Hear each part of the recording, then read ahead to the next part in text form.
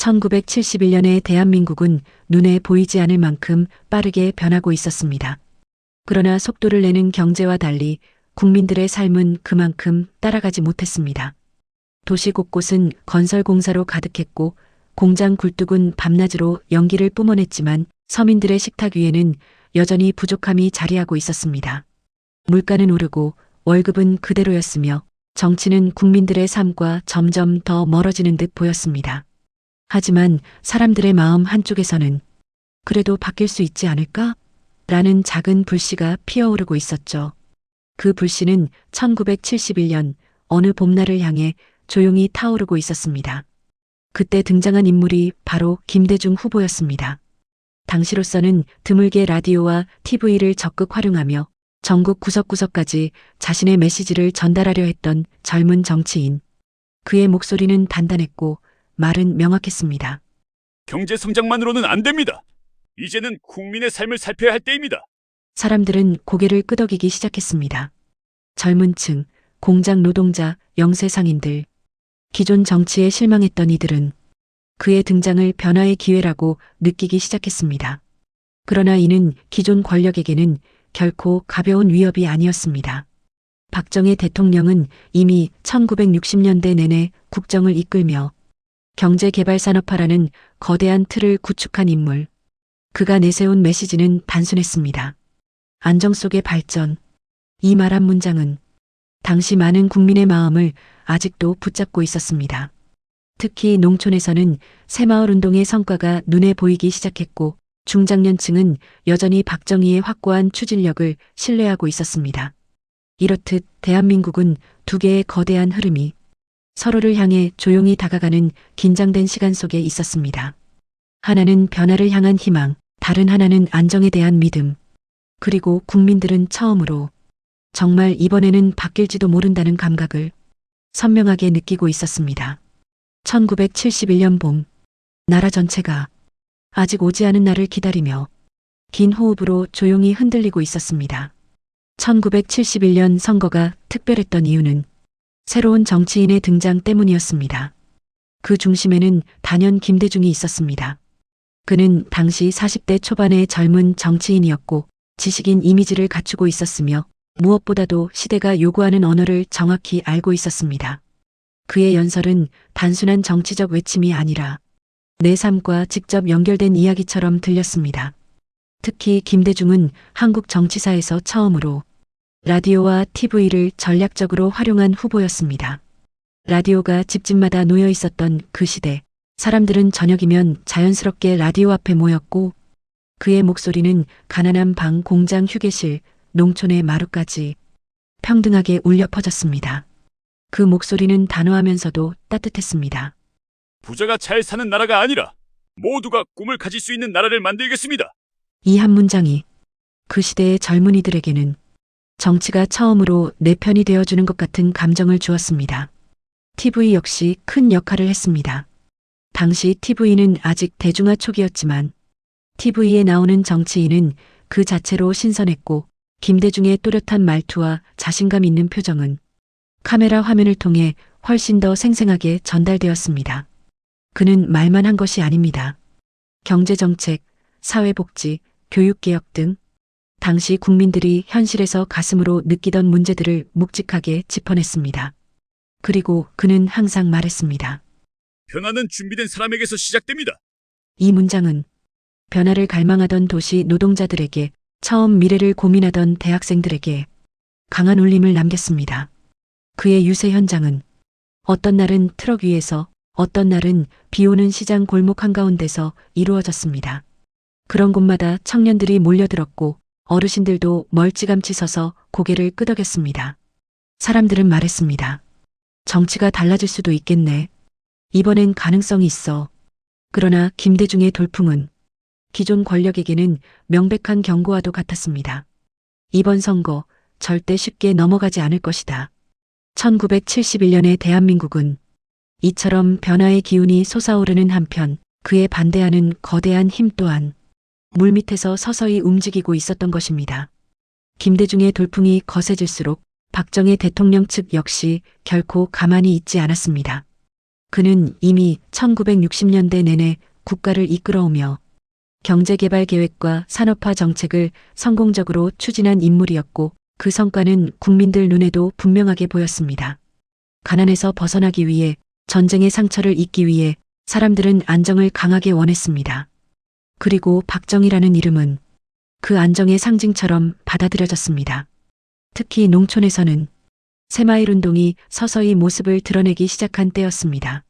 마을 곳곳에 새벽종이 울리고 지붕을 고치고 길을 넓히고 작은 다리가 놓이며 사람들은 이렇게 말했습니다. 뭔가 달라지긴 했어. 앞으로 더 나아질지도 몰라. 박정희는 이런 마음을 잘 알고 있었고 그 흐름을 선거 전략의 중심으로 삼았습니다. 안정 속의 성장. 이 구호는 당시를 살아가던 중장년층, 특히 가족을 부양해야 했던 이들에게 분명하고 현실적인 메시지였습니다. 또한 박정희는 대규모 조직력을 갖추고 있었습니다. 관료 조직, 지역 유지, 산업계, 그리고 각 지역에 뿌리 깊게 자리 잡은 여당의 인맥들까지 선거에서는 그 힘이 고스란히 발휘되었습니다. 유세 방식 역시 김대중과 확연히 달랐습니다.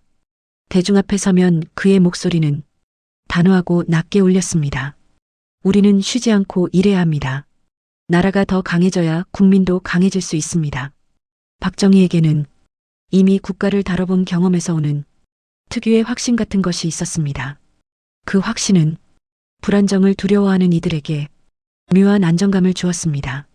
또한 그는 국제 정세를 강조했습니다. 냉전의 긴장, 안보 위협, 북한의 동향 등을 언급하며 국가의 중심을 흔들려선 안 된다는 메시지를 반복했습니다. 이런 논리는 당대의 많은 국민에게 설득력 있게 다가왔습니다. 전쟁을 겪은 세대에게는 안보라는 한 단어가 절대 가볍지 않았기 때문입니다. 결국 대한민국은 한쪽에서는 변화를 외치는 목소리가 거세지고 다른 한쪽에서는 안정과 야심이 결합된 힘이 버티는 거대한 줄다리기 속으로 들어가고 있었습니다. 김대중의 돌풍은 혁신의 기운을 실어날랐고 박정희의 조직력은 체제의 힘을 굳건히 지켜냈습니다. 그리고 이 두 흐름은 결코 양보할 수 없는 운명의 한판을 향해 천천히 그러나 확실하게 다가가고 있었습니다. 1971년 봄에 대한민국은 그렇게 조용한 외침과 묵직한 힘이 서로의 숨결을 느낄 만큼 가까워진 상태였습니다. 1971년 봄의 거리에는 어느 방향으로 걸어가든 선거의 열기가 흩어져 있었습니다. 트럭 위에서 울려 퍼지는 확성기 소리, 벽에 붙은 포스터를 유심히 바라보는 행인들, 골목을 메운 군중들, 마치 나라 전체가 커다란 광장이 된 듯한 풍경이었습니다. 도시는 도시대로, 농촌은 농촌대로 각자의 방식으로 선거가 움직였습니다. 서울 종로에서는 대학생들이 김대중의 연설문을 나누어주며 이번에 바뀔 수 있다는 희망을 속삭였고 부산의 시장통에서는 박정희 지지자들이 안정이 있어야 먹고 산다며 목청을 높였습니다. 선거 트럭 위에서 들리는 연설은 어떤 날은 뜨거운 감정으로 어떤 날은 절박한 호소로 사람들의 마음을 흔들었습니다. 여러분, 우리는 더 나은 나라를 만들 수 있습니다. 여러분, 변화도 중요하지만 안정 없이는 아무것도 할 수 없습니다. 이 두 목소리는 하루에도 수백 번씩 사람들의 귀로 흘러들어갔습니다. 길 한쪽에서 김대중의 유세차가 지나가면 젊은이들이 열광하며 따라가고 반대편에서 박정희의 유세차가 등장하면 어르신들이 모여들어 박수를 쳤습니다. 이 두 군중은 서로를 향해 소리치기도 했고 서로를 경계하기도 했습니다. 그렇지만 흥미로운 점은 이 격렬한 분위기 속에서도 사람들은 서로의 선택을 이해하려는 모습을 잃지 않았다는 것입니다. 술집에서는 이런 대화가 오갔습니다. 나는 박정희가 일을 잘했다고 봐. 그렇지만 김대중의 말도 들어보라고. 우리 삶을 바꿀 수도 있어. 때로는 의견이 달라 언성이 높아지기도 했지만 끝내 잔을 부딪히고 헤어지는 모습도 많았습니다. 정치가 일상의 중심이었지만 사람들은 여전히 서로를 인정하며 살아가던 시절이었죠. 농촌의 선거 풍경은 또 달랐습니다. 마을회관에 모인 주민들은 라디오 속 김대중의 목소리를 조용히 들었습니다. 대형 유세가 없는 곳이었지만 그의 말은 먼 시골 마을까지 깊게 스며들었습니다. 반면 박정희의 이미지 사진은 마을 입구의 전봇대마다 붙어 있었고 면장이장 지역 유지들이 중심이 되어 나라가 흔들리면 안 된다는 메시지를 꾸준히 퍼뜨렸습니다. 밤이 되면 도시는 유세차 불빛으로 반짝였고 농촌은 라디오 불빛 아래서 사람들의 고민이 길게 이어졌습니다. 1971년의 선거판은 소리와 사람, 기대와 불안, 희망과 현실이 한데 뒤엉킨 거대한 소용돌이였습니다. 그리고 누구도 부인할 수 없었습니다. 이 선거는 단순한 선거가 아니라 대한민국의 내일을 가르는 갈림길이었다는 사실을 1971년 4월 27일 새벽 해가 아직 떠오르지 않은 시간 전국 곳곳의 학교와 관공서 앞에는 이미 줄이 길게 늘어서기 시작했습니다. 이른 새벽의 찬 공기 속에서도 사람들의 표정에는 묘한 긴장과 기대가 함께 담겨 있었습니다. 오늘만큼은 꼭 와야지. 이 나라가 어디로 가는지 나도 참여해야지. 사람들은 그렇게 작은 한마디를 나누며 투표소로 들어섰습니다. 투표함 옆에 앉아있던 관리원들은 하나하나 신중하게 도장을 확인했고 투표용지는 두터운 의미를 품은 채 조용히 접혀 투표함 속으로 떨어졌습니다. 젊은 층의 발걸음은 가벼웠습니다. 그들은 김대중의 연설을 들으며 처음으로 정치가 바뀔 수 있다는 희망을 품습니다. 공장에서 막 교대를 마친 노동자들은 기름 냄새가 가시지 않은 작업복 차림 그대로 투표소에 들어왔고 대학생들은 시험을 앞둔 와중에도 책가방을 맨 채 표를 행사했습니다. 이번엔 진짜 될 수도 있어. 그들은 서로에게 이렇게 말했고 그 말 속에는 새로운 시대를 열고 싶다는 열망이 숨겨져 있었습니다. 반면 중장년층과 어르신들의 표정은 조금 더 무겁고 신중했습니다. 이들은 박정희가 이끌어온 산업화의 성과를 분명히 체감하고 있었습니다. 나라가 흔들리면 안 된다며 가족을 위한 마음으로 안정의 선택을 고민했습니다. 농촌의 풍경 역시 인상적이었습니다. 오전 7시가 채 되지 않은 시각 트랙터와 경운기 소리가 멈추고 마을 사람들은 하나둘 회관 앞으로 모였습니다. 남정네들은 어깨죽지를 펴고 줄을 섰고 할머니들은 박정희 사진을 보니 듬직하더라고 하며 조용히 투표소에 들어갔습니다. 라디오 속 김대중의 목소리에 공감했던 젊은 농민들도 마찬가지로 흔들림 없는 걸음으로 투표용지 앞에 섰습니다. 투표 진행률은 오전부터 빠르게 치솟았습니다.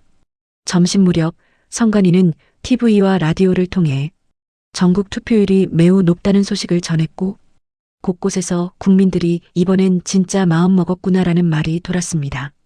도시든 시골이든 격렬한 유세의 소리가 사라진 그날만큼은 모든 국민이 서로의 정치적 선택을 존중하는 묘한 평온이 흐르고 있었습니다.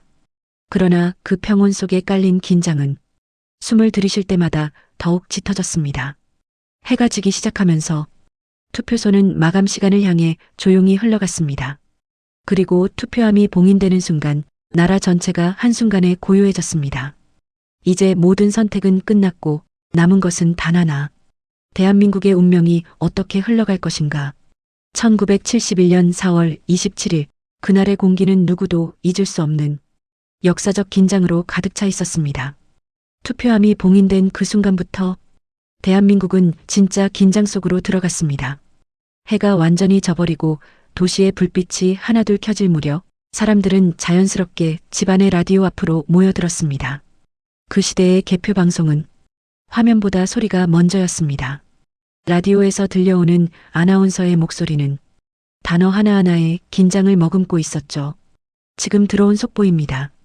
서울 일부 지역 개표 초반 김대중 후보가 앞서 나가고 있습니다. 순간 방 안의 공기가 흔들렸습니다. 도시의 젊은 층과 노동자들은 그 한 문장만으로도 가슴이 뛰었습니다. 이들은 서로의 얼굴을 바라보며 정말 바뀔 수도 있어라는 희미한 희망을 속삭였습니다. 그러나 그 기쁨은 오래가지 않았습니다. 곧이어 지방 지역의 개표 결과가 발표되면서 상황은 순식간에 팽팽한 균형을 이루기 시작했습니다. 전남 지역 개표 중 김대중 후보 강세, 경북 지역에서는 박정희 후보 큰 폭으로 앞서 있습니다. 라디오 속 숫자들이 마치 롤러코스터처럼 오르내렸습니다. 누군가는 손에 쥔 숟가락을 내려놓았고 또 누군가는 숨을 들이쉬지조차 못했습니다. 밤 10시를 넘어서자 대한민국은 완전히 라디오의 나라가 되었습니다. 버스 정류장에서도 술집에서도 공장 기숙사에서도 사람들은 같은 목소리를 듣고 있었습니다. 두 후보 간의 격차가 매우 근소합니다. 마지막 순간까지 결과를 장담할 수 없습니다. 그 말만으로도 사람들의 심장은 어둠 속에서 더욱 요동쳤습니다. 중장년층과 보수층은 안정을 향한 마음을 굳게 쥐고 있었고 젊은 층과 도시 서민들은 변화의 싹이 자라길 바라는 마음을 품고 있었습니다. 나라 전체가 두 가지 감정으로 양쪽 끝에서 잡아당겨지는 듯했습니다. 자정이 가까워질수록 개표 상황은 점점 박정희 후보 쪽으로 기울기 시작했습니다. 그러나 격차는 한눈에 보기에도 너무 좁았습니다. 여당 측 관계자들도 얼굴빛을 숨기지 못했고 야당 측 지지자들 역시 불안과 기대가 뒤섞인 표정을 지었습니다. 현재까지의 누적 결과 박정희 후보가 앞서고 있으나 전체 개표율은 아직 충분하지 않습니다. 라디오 속 그 한마디는 모든 국민의 가슴을 또 한 번 죄어왔습니다. 누구도 자리에서 일어나지 못했고 누구도 말을 쉽게 꺼내지 못했습니다. 그렇게 대한민국은 라디오 앞에서 숨을 죽인 채 새로운 시대의 문이 열릴지 아니면 기존의 권력이 더 단단해질지를 초조하게 기다리고 있었습니다. 1971년의 그 밤, 나라는 말 그대로 한순간의 침묵 속에 놓여 있었습니다. 그 침묵은 폭풍 전야의 고요처럼 다가오는 결과를 견디기 위한 집단적인 호흡 같았습니다. 자정이 넘어가고 새벽이 가까워질수록 라디오에서 흘러나오던 목소리는 점점 더 무거워졌습니다. 아나운서들도 말을 아끼기 시작했고 전국 곳곳의 개표 상황 본부에서는 숨소리조차 들릴 듯한 긴장감이 감돌았습니다. 이제 거의 막판입니다. 전국 개표율 90%를 넘겼습니다. 두 후보의 격차는 여전히 좁습니다. 그 말이 들리자 한밤중인데도 곳곳에서 창문이 열렸습니다. 이웃들은 서로 얼굴을 내밀어 한마디씩 주고받았습니다. 어떻게 된대? 아직 몰라, 아직도 몰라. 그 밤 대한민국의 모든 집안에는 라디오 불빛 하나가 작게 깜빡이고 있었고 그 빛 아래에서 사람들은 서로 다른 마음으로 같은 숫자를 기다리고 있었습니다. 도시의 젊은 노동자들은 김대중 이름이 불릴 때마다 환호했고 박정희 이름이 불릴 때면 그래도 쉽지는 않겠지 하며 가슴을 쓸어내렸습니다. 반면 농촌과 중장년층은 달랐습니다. 정권의 지속을 바라던 이들은 김대중이 치고 올라오면 긴장했고 박정희 이름이 앞설 때면 그래, 이래야지 하고 안도의 숨을 내쉬었습니다. 마침내 새벽 3시가 조금 지난 시각 라디오에서 그 순간이 흘러나왔습니다. 전국 개표 결과 박정희 후보 53.2%, 김대중 후보 46.1%, 박정희 후보의 승리입니다. 단 몇 초의 침묵, 그 침묵 속에서 한국이라는 나라는 조용히 흔들렸습니다. 어떤 집에서는 아버지가 자리에서 벌떡 일어나 다행이다 하고 외쳤고 그 옆에서 어머니는 조용히 눈을 닦았습니다. 이제는 먹고 사는 걱정을 좀 덜 수 있을 거라는 안도였습니다. 그러나 다른 집에서는 완전히 다른 장면이 펼쳐졌습니다. 라디오를 바라보던 젊은 청년은 고개를 천천히 숙였습니다. 이렇게 가까웠는데, 정말 바뀔 수 있었는데, 자취방에서 혼자 라디오를 듣던 대학생들은 허탈하게 웃으며 책상에 엎드렸고 그들의 마음속에서는 처음 불었던 변화의 바람이 아직도 잔잔하게 흔들리고 있었습니다. 이번 선거는 그동안 정치에서 소외되었던 사람들의 목소리가 처음으로 큰 흐름을 만든 순간이었습니다.